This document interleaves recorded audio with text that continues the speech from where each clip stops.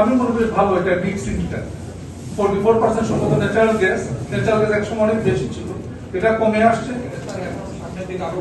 আরো কমার আশঙ্কা আছে আর কি।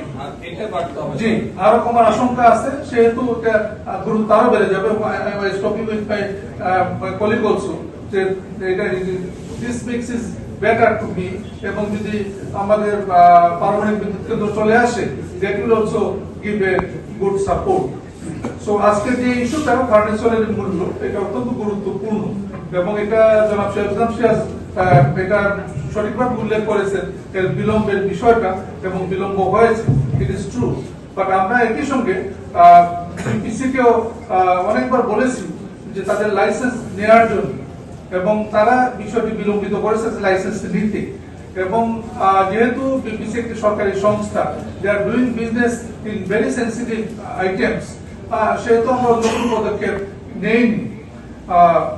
এখন তারা যেহেতু পুনরায় রিনিউড দেয়ার লাইসেন্সেস, আমি বিশ্বাস করি যে বিআরসি অন্য যে বিষয়, বিপিসি অন্য যে বিষয়গুলি, সেগুলো এখানে চলে আসবে।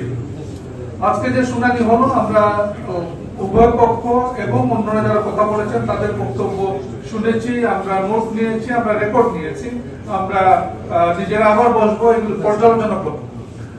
আপনাদের যে বক্তব্য আপনারা রেখেছেন, তার বাইরে যদি কোনো বক্তব্য আপনারা দিতে চান, লিখিত কোনো বক্তব্য দিতে চান, এটি 3 ফেব্রুয়ারির মধ্যে দিবেন, 3/2/2026 মধ্যে আপনারা দিবেন।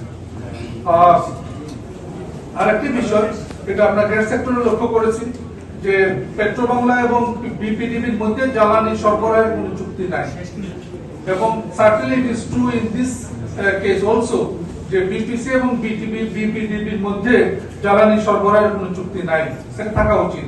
সো এটা আপনারা, আমি আশা করি যে আপনারা এটা নিয়ে চিন্তা করবেন, এটা জ্বালানি চুক্তির বিষয়ে অগ্রগামী হবেন।